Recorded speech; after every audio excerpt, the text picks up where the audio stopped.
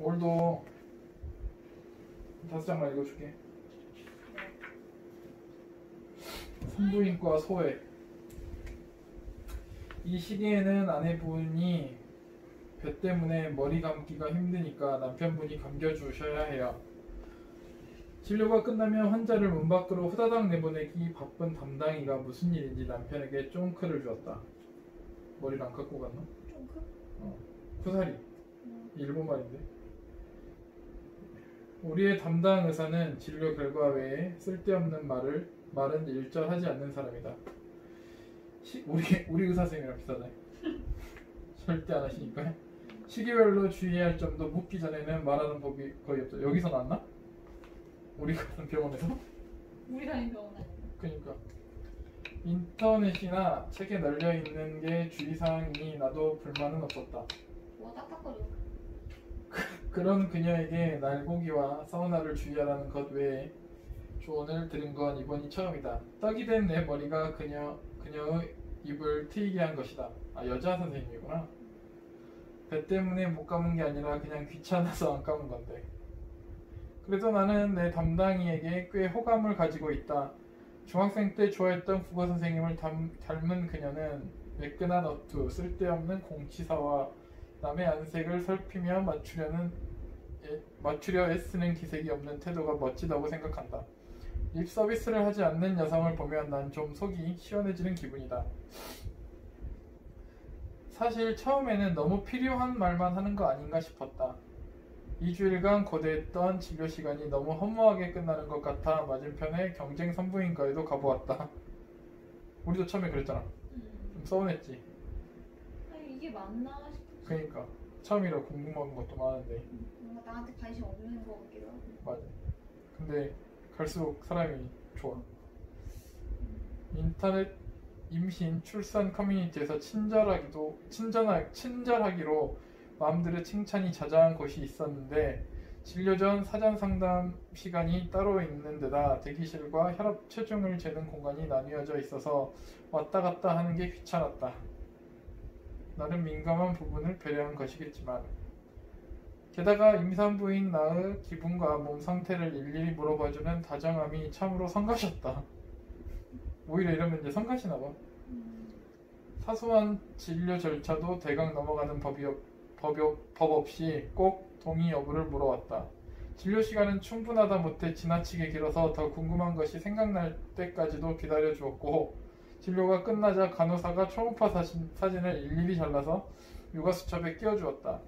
초음파 사진 개수도 훨씬 많았다.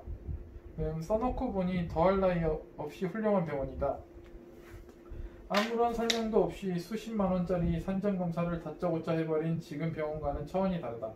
덕분에 나는 기분 나쁜 자궁경부암 검사를 한 달에 2번이나 했고 비용도 중복으로 치렀다.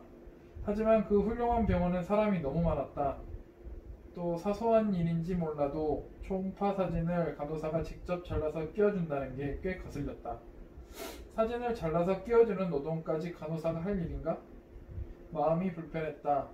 나한테 묻지도 않고 마음대로 잘랐다는 것도 싫었다. 마음대로 내 몸에 산전 검사를 한 건 참았으면서 마음대로 초음파 사진을 잘라서 끼워주는 건 참지 못했다. 집에 가서 스크랩북에 예쁘게 오려 붙이는 게 나의 얼마나 큰 즐거움인데 우리도 그냥 주지. 접어서만. 뭐? 초음파 사진 접어서 주냐고? 안 잘라주고 접어서만 주잖아. 접어서만 줘. 이 사람은 잘라줘갖고 열받았대. 왜? 자기가 잘라서 붙이는 게 자기 즐거움인데 간호사가 마음대로 잘랐다고. 특별히 친절하지 않지만 그렇다고 불친절하지도 않은 의사와 병원에 들어서자마자 대기 의자에 앉아있는 사람들 바로 앞에서 신발을 주섬주섬 벗고 늘어진 양말을 바짝 끌어올린 후 체중계에 올라서야 하는 지금의 병원이 나에겐 잘 맞다. 돌려가는 건가? 맘카페에서 욕을 꽤 먹고 있지만 초음파 사진은 제일 잘 나오는 것으로 2장만 주니 오히려 스크랩북에 붙이기가 편하다. 우리 몇 장 줘? 우리 4장? 4장? 우리 많이 주네. 그 친절한 병원은 제대로 나오지 않는 초음파 사진까지 다 주는 바람에 개수는 많지만 결국 버려야 하는 것이 대부분이었다.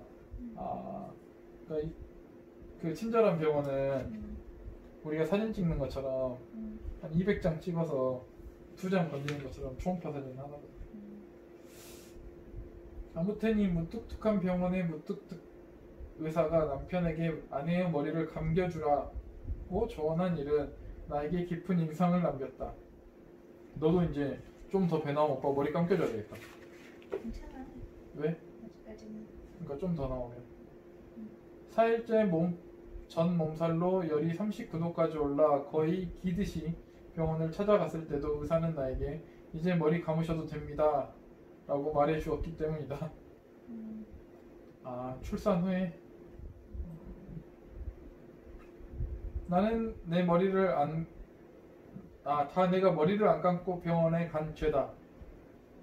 언젠가 다시 병원에 방문하게 된다면 청결한 모습으로 방문해 선생님의 오해를 풀어드리고 싶은 마음이다.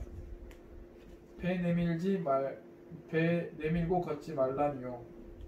임신 기간의 반이 지나도록 인부복을 구입하지 않았다. 정확히 인부복 같은 인부복을 사지 않은 것이다. 나다. 쌤이도 인부복을 안 사니까. 지금 입고 있는 것도 최대한 입으려고 하고 있지. 그러니까. 그래서 사람들이 임신하는지 모른다니까. 이제 알아. 왜 이렇게 한숨을 쉬어? 몸통이 두꺼워졌어. 그 정도는 두꺼워진 것도 아니야. 티셔츠는 평소처럼 H&M이나 유니클로는 가면 안 되는데 스파 브랜드에서 아무 장식도 로고도 없는 남자 옷을 사 입었고, 넌 내 거 그냥 입으면 되겠다. 오빠께 로고 한 것도 없으니까. 근데 너무 훌륭하네. 알았어. 더러워지면서 라지 사이즈 원피스 한 벌 샀다. 린넨 소재라 좀 벙벙하게 입어도 어색하지 않으니 출산 후에도 활용할 수 있을 것 같았다. 바지만은 어쩔 수 없이 인부복 쇼핑몰에서 구입했다. 배 부분에 늘어나는 복대를 덧댄 검은색 스키니진을 골랐다. 배의 곡선이 그대로 드러나는 티셔츠에 스키니진, 워커를 신고 돌아다니면 다들 내 배를 한 번씩 뚫어져라 쳐다보고 지나간다. 연재하던 만화에 동네에서 스키니진을 입은 임산부가 있어 봤더니 난다님이었어요. 라는 댓글이 달려 얼마나 웃었는지 모른다. 그게 그렇게 눈에 띄었나? 제대로 된 인부복을 마련하라며 시아버지께 금일봉까지 받았지만 네 하고 역시 사지 않았다. 배가 나온 몇 개월 동안 입을 수 있는 옷에 돈을 쓰는 게 아깝기도 했지만 사실 입고 싶어질 만큼 마음에 드는 인부복이 없기도 했다. 근데 이쁜 게 없어. 다 랩 스커트나 뭐 이런 것만 있으니까 랩 원피스. 내일 이성당 갈까? 이성당? 대전? 아니 수지모래 생겼대. 수지모래? 어. 이성당 빵? 어. 팥빵 먹고 싶어? 아니 그렇게? 야채빵. 아, 야채빵? 그래? 수지몰? 어. 그래. 맛있겠다. 내일 김피탕 안 먹을래. 김피탕 패스? 응. 알았어. 야채빵 먹을래. 평소 쇼핑처럼 설레는 물건을 고르고 싶다는 게 큰 욕심은 아닌 것 같은데 인부복 쇼핑몰을 구경하다 보면 이내 기분이 가라앉아서 급히 인터넷 창을 끄곤 했다. 단지 촌스러워서만은 아니었다. 이 찜찜한 기분이 어디서 오는 것인지 정확히 알 수는 없지만 단 몇 개월이라도 내 취향이 아닌 옷을 입고 싶지 않았다. 그럴 수 있겠다. 나 다 아줌마 같은 옷들 입었잖아. 그지? 그냥 입고 싶은 거 입어, 쌤이야. 근데 그 레깅스는 하나 입어야 되는 거 아니야? 다리가 부으니까. 내 생각엔 이거 겨울에는 바지 입어야 되는데 치마가 안 되니까 겨울용을 사야 되지 않을까 싶어. 여름에 어차피 치마 입잖아. 아, 기모 들어간 거? 알았어. 특별히 태교 같은 건 하지 않았다. 우리도 특별히 하진 않는데 책만 이게 단데. 태교는 엄마가 즐거우면 된 거지 뭐. 사실 나는 태교라는 말에 약간 거부감을 가지고 있다. 임신한 뒤부터 나라는 인간이 하는 모든 행위 앞에 태교가 붙는 것이 의아했다. 늘 하던 독서를 해도 그래 독서가 태교에 좋지가 되었고 뜨개질이나 음악 감상도 그래 태교에 좋겠다가 되곤 했다. 별 생각 없이 건네는 말이라고 하지만 눈앞에 서 있는 나를 건너뛴 채 뱃속 태아와 주고받는 안부처럼 어색하게 여겨졌다. 저기요, 저도 여기 있거든요. 유치하게도 그런 시선에 대한 반발심인지 더 잔인하고 더 피비린내 나는 음습한 이야기에 끌렸다. 평생 읽은 미스터리 소설의 대부분을 임신 기간에 읽었으니까 이거 미스터리 소설 같은 거 있잖아. 네. 이런 걸 읽는 임산부가 되게 많대. 나 그거 읽고 있는데 지금. 뭐? 나 히가시노 게이고 거 농나무 숲의 비밀 그거 읽고 있어. 아, 그러니까 너도 그래? 응. 그러니까 미스터리 소설 같은 걸 읽는 사람이 되게 많다더라고. 내 생각에 진정한 태교란 남들이 해야 하는 게 아닐까 싶다. 임산부 열받게 하지 않기가 그것이다. 그래, 태교는 엄마 기분 좋게 해줘야 돼. 그럼 기분 좋게 좀 해줘봐. 오빠 못해? 답이 없어? 어? 기분 좋게 좀 해줘봐. 기분 안 좋아? 아니, 더 행복하게 해줬으면. 더? 알았어. 고민해볼게. 좀 더 부드럽게 표현하자면 임산부에게 충고하지 않기 정도가 되지 않을까? 오빠 충고는 안 하자. 충고? 응. 오빠가 나한테 충고할 게 뭐가 있어? 대단한데? 나라는 사람이 임신을 한 것인데 갈수록 임신이 내가 가진 유일한 정체성이 되어가는 거. 이거는 좀 그러겠다 진짜. SNS에 올리는 음식 사진이나 영화는 나의 임신을 알고 있는 사람들로부터 자주 그 성분과 폭력성을 확인받았고, 배가 불러서 누가 봐도 임산부로 보이게 되자 대도시에서 익명으로 자유롭게 존재하고 싶은 욕구가 자주 좌절되었다. 사람들에게 나는 그저 지나가는 인간이 아닌 임신한 몸이 된 듯했다. 맥도날드에서 햄버거를 시킬 때도, 직장 자리에서 친구가 시킨 소주병에도 나의 마음속에는 가벼운 긴장과 변명이 일었다. 정말 오랜만에 먹는 햄버거예요. 콜라도 진짜 오랜만에 마시는 거예요. 임산부라도 가끔씩은 패스트푸드를 먹을 수 있다고요. 술은 내가 아니라 친구가 시킨 거예요. 평소에도 절대 마시지 않아요. 등등등. 이건 진짜 고생이다. 사실 모르는 사람은 말이나 생각이야 신경 쓰지 않으면 그만 아닌가 싶기도 하다. 아니, 어쩌면 내가 생각하는 것처럼 그들은 나를 신경 쓰지 않을지도 모른다. 문제는 나 스스로도 내가 태교스러운 행동과 마음을 갖지 않은 것이 잘못하고 있는 건가 위축되어서 스스로 검열하고 죄책감을 갖는다는 점이다. 실은 그래서 더 발끈하는지도 모른다. 내가 신경 쓰는 것은 오로지 잘 먹고 몸 편히 지내는 것뿐이다. 연재 마감을 제외하고는 모든 스트레스를 사용한다. 임신했다는 이유로 당당하게 싫은 일을 하지 않았다. 잠이 오면 낮잠을 자고 비싼 과일도 척척 고른다. 기분 나쁜 메일에는 답장을 하지 않기로 했고, 싫은 사람을 싫어하는 일에 죄책감을 갖지 않기로 했다. 내 몸의 변화가 주는 불쾌함만으로도 힘든 생활이다. 태교라는 것이 필요하다면 여기까지라고 생각한다. 사실 뱃속 아기를 위해 바느질을 한다든가 음악을 듣는 것이 뭐가 나쁜 일이겠는가. 중요한 건 뭘 하든 뭘 하지 않든 간섭받고 싶지 않다는 것이다. 그러네. 내가 반발심이 일었던 건 태교라는 행위를 언급할 때 따라붙는 임산부의 행동을 평가하고 제한하려고 하는 태도다. 근데 쌤이야, 응? 쌤이는 네. 회를 그만 먹어야 돼. 왜요? 날거는 좀 몸에 그렇지 않나?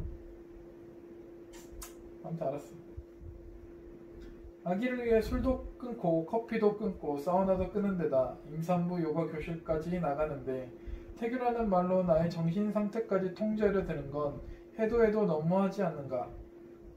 내 몸은 이미 아기를 위해 최선을 다하고 있으니 마음만은 멋대로 두고 싶다. 그래. 그렇다고 특별히 사악한 생각을 하는 것도 아니다. 평범한 인간의 생각을 하고 있을 뿐이다. 임산부니까 좋은 생각을 하고 좋은 것을 보고 좋은 말을 하고 좋은 표정을 지어야 한다니 그게 폭력이 아니고 뭐란 말이람. 어렵네 발음.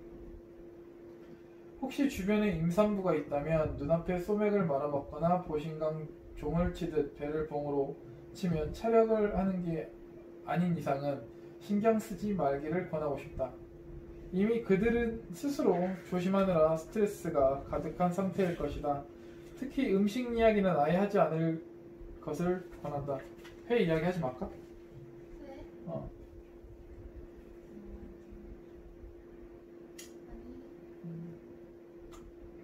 한국의 인부복을 보며 느꼈던 미묘한 감정의 정체가 무엇인지 아이를 낳고도 몇 년이 지나서야 깨달았다. 뭐야? 발음이 왜 이래? 한국 사회에서 여성의 위치에 대해 미소진이의 맥락을 읽게 된 후에야 미소진이의 맥락이 뭐지?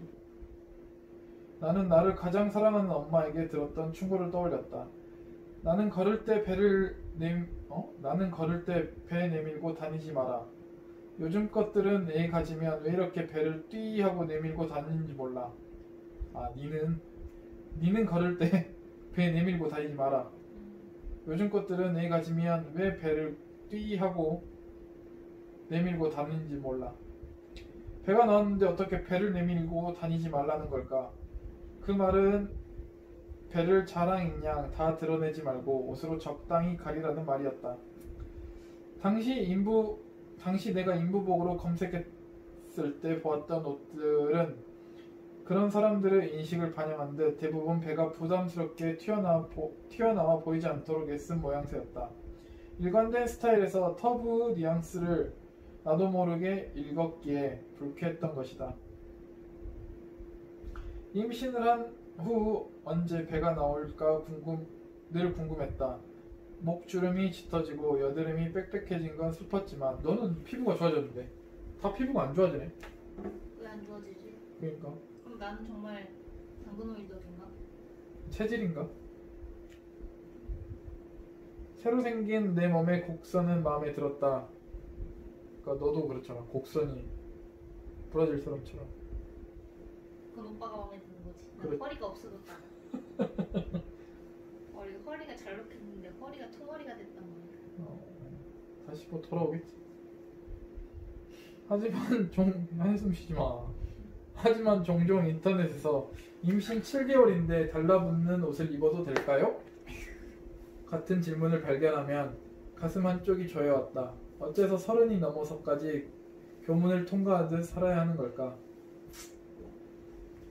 2017년 그래미 어워드 주인공은 비욘세였다. 쌍둥이를 임신한 만삭의 몸을 금빛 장신구로 치장한 채 무대를 거닐며 노래하는 모습에 눈을 떼지 못했다. 맞아. 그거 노래 부르다가 애 낳는 줄 알았잖아. 그래? 뭐 불렀는데? 헤일로 불렀어? 아니? 뭐? 싱글레이디? 싱글레이디? 아니. 뭐야? 뭐. 그 아침에 부르는 노래 있잖아. 아, 하니 이거? 뭔지 알아. 그거 부르면서 고음을 미친 듯이 불렀는데 고음을 이제 엄청 올리고 엄청 또 올리고 또 올리면서 이렇게 딱 거의 무릎을 구부리고 막 이제 막 마이크를 막 힘주면서 부르는데 진짜 그거 애 낳는 거 아닌가 싶었다니까. 진짜 반쯤 주저앉은 상태로 했는데 그리고 노래 끝날 때쯤 막 제이지가 엄청 행복한 표정으로 막 봐봐야 되겠다. 그랬었는데. 의자와 함께 바닥으로 기울어지는 퍼포먼스를 선보일 때 그녀의 배에서 태동을 발견하고는 태동까지 보였대. 네? 언제? 그 쇼를 할 때 의자와 바닥으로 기울어지는 퍼포먼스를 할 때 그녀의 배에서 태동을 발견하고 마음의 작은 전율이 일었대. 그래? 더 봐봐야겠다 좀. 나는 그런 건 보이지 않아. 지금까지 나는 임신한 몸을 이렇게 낱낱이 수치심 없이 본 일이 없었다. 러브탑. 러본탑. 그리고 그 무대를 그녀의 딸 블루 아이비가 지켜보고 있었다. 내가 임신했을 때 내 배를 남들이 보기 불편한 것으로 생각하지 않을 수 있었다면 어땠을까?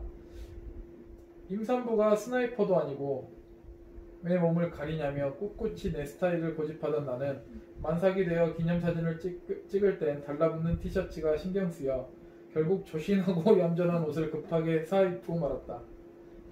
그리고 그때 찍은 사진을 볼 때면 내가 밑단에 달린 레이스 때문에 우울해지곤 한다. 내 옷 밑단에 달린 레이스 때문에 우울해지곤 한다. 생뚱맞은 조끼도 그러니까 이상한 원피스에 조끼까지 입으셨나봐. 가리려고 최대한 했어요. 물론 그 옷은 다시 입지 않고 버려졌다. 비욘세의 무대에서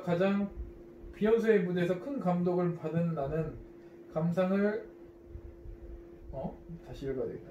비욘세의 무대에 큰 감동을 받은 나는 같은 감상을 세계인과 나누고 싶은 마음에 유튜브 댓글창을 연 순간 현실로 돌아왔다. 부풀어 오른 신체를 드러낸 제 노래하고 춤춘 그녀에게 사람들은 크리피하다, 카오 같다, 심지어 사탄이라는 저주를 내리고 있었다. 사탄이라니 너무 들었다. 이건 너무했다. 누구한테? 비욘세한테 사람들이 댓글로 그렇게 달았었대. 사탄이? 어? 사탄이래? 막 크리피하다, 카오 같다. 왜 이렇게까지 해야 되나? 프로 불펜러들이 외국에도 많나봐. 심하네. 아무튼 오늘은 여기까지 할게요, 사모님. 내일 읽을게요, 이제.